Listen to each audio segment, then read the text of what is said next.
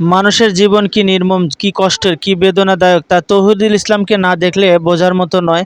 তৌহিদুল ইসলামের জীবনযাপনটা যদি সবাই দেখেন তাহলে হয়তো বুঝতে পারবেন আপনারা আমরা কি পরিমাণ সুখে আল্লাহর রহমতে আছি। তৌহিদুল ইসলামের জীবনটা দেখার জন্য ভিডিওটা দেখুন, দেখতে পারবেন কি জীবনটা তৌহিদুলের। আসসালামু আলাইকুম,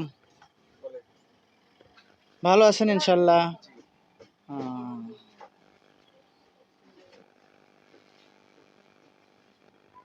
প্রিয় সুধী, আসসালামু আলাইকুম রহমতুল্লাহ।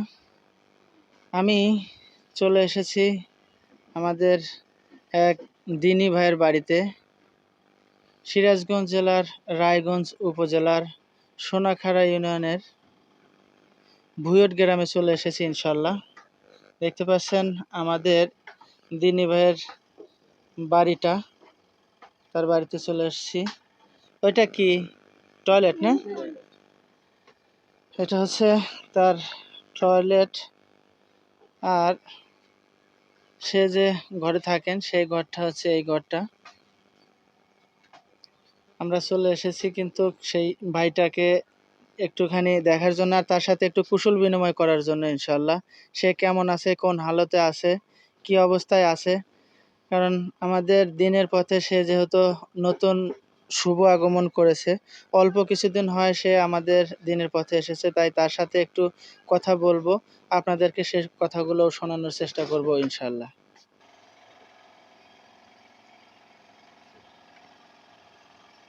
আমাদের যে দিনী ভাই আছে মোহাম্মদ তৌহিদুল ইসলাম, তার রুমের ভিতর আমরা প্রবেশ করেছি, রুমের ভিতরে আছি, রুমের ভিতরে কিন্তু বসে আছি আর এই রুমটাই দেখানোর চেষ্টা করতেছি আপনাদের। এটা হচ্ছে তৌহিদুল ভাইয়ের রুম। আমি আমার সফর সঙ্গী হিসাবে আমরা দুজন এসেছি, আমি এবং শিশির। আমরা চলে এসেছি তৌহিদুল ভাইয়ের সাথে একটু দুই একটি কথা বলবো, দুই একটু কথা বলার জন্য এসেছি। তার কথাগুলো আপনাদের শোনানোর চেষ্টা করব ইনশাল্লাহ। সাথে থাকবেন আশা করি। আমি এই যে আমাদের যিনি ভাই মোহাম্মদ তৌহিদুল ইসলাম ভাইয়ের কাছে আসছি। আর এই যে ভাইয়ের ওয়াইফ আছেন আর ভাইয়ের একটা এই যে মাসুম বাচ্চা।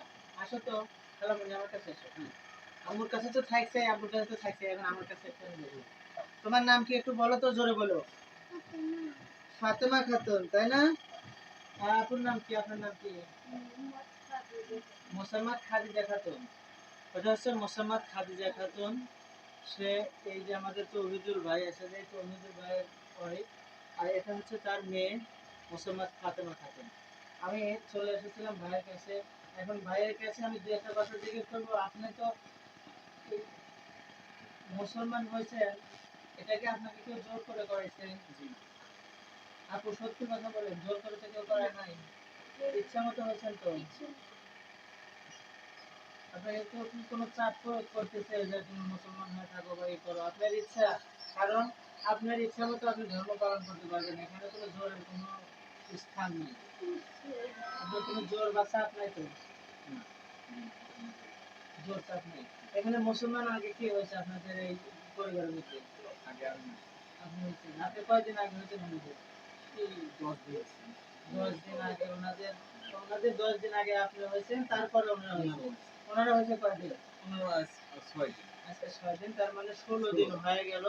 16 দিন হচ্ছে সে মুসলমান হয়েছে। আর তার বউ বা তার এই যে বাচ্চা আছে, যে মাসুম বাচ্চা দেখতে পাচ্ছেন, একদম মাসুম বাচ্চা, এই মাসুম বাচ্চাটা তারা মিলে মুসলমান হয়েছে, সব মিলে 16 দিন। এই ভাই হয়েছে 16 দিন, আর এই বাবুরা হয়েছে, যে এরা হয়েছে আজকে 6 দিন গেল। আমি এই যে ভাইয়ের বাড়িতে আছি।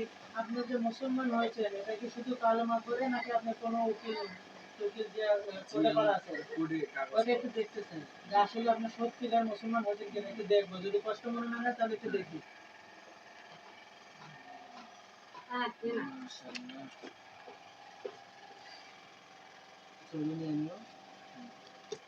এই যে দেখতে পাচ্ছেন, এখানে নোটারি পাবলিকেশনের মাধ্যমে উকিল দ্বারা এখানে কিন্তু এই যে বাবুর আম্মুরটাও এখানে করা আছে। 6 দিন আগে তারা হয়েছে, এগুলা 6 দিনের 7 দিন হয়েছে। হ্যাঁ, 6-7 দিন। এখানে দেখতে পাচ্ছি তারিখ, হ্যাঁ না, 11 তারিখ, 11 তারিখে হয়েছেন, আজকে 18 তারিখ, তার মানে এই তো 7 দিন হইতেছে। এখানে কিন্তু হলফনামা দিয়ে উকিলের মাধ্যমে করে নেওয়া আছে।